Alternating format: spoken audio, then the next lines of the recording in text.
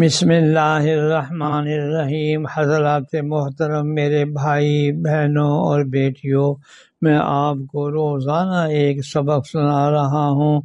آج میں آپ کے سامنے بیان کرتا ہوں کہ ہمیں شکر کی عادت اپنانی چاہیے۔ پروردگار عالم کی کس قدر ان گنت رحمتیں ہم پر ہیں، ہم شمار بھی نہیں کر سکتے۔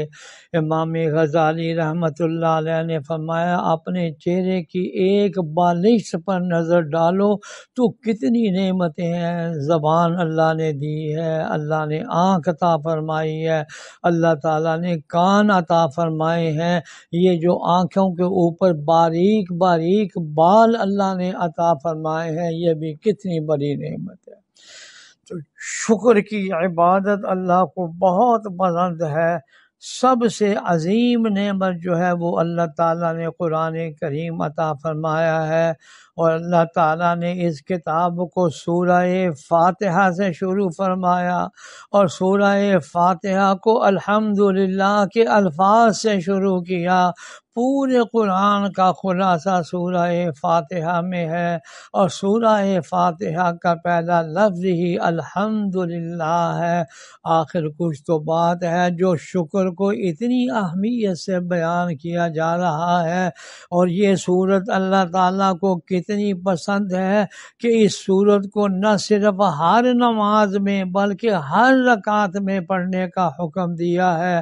اس کی ایک وجہ یہ بھی ہے کہ اس میں خدا کی حمد و تعریف ہے، اور خدا تعالیٰ کو اپنی تعریف بہت پسند ہے۔ جنت میں کوئی عبادت بھی نہیں ہوگی، نماز، روزہ، زکوٰۃ، حج، سب عبادتیں ختم ہو جائیں گی، لیکن ایک عبادت وہاں ہوگی، یعنی شکر کی، کہ وہاں قدم قدم پر شکر ادا کیا جاتا ہے۔ حدیث شریف میں آتا ہے کہ اہل جنت کے منہ سے ہر وقت حمد جاری رہے گی، جس طرح دنیا میں بغیر کسی ارادے اور محنت کے سانس جاری رہتا ہے، اسی طرح جنت میں بلا اختیار حمد اور شکر جاری رہے گا۔ صبح سے شام تک سینکڑوں کام ایسے ہوتے ہیں جو آدمی کے مرضی کے موافق ہوتے ہیں۔ صبح آنکھ کھلی، صحت بالکل ٹھیک ہے تو کہہ دیا الحمدللہ۔ گھر والوں کو دیکھا کہ وہ بھی سب تندرست ہیں تو کہہ دیا الحمدللہ۔ نماز کو گئے، جماعت مل گئی، الحمدللہ۔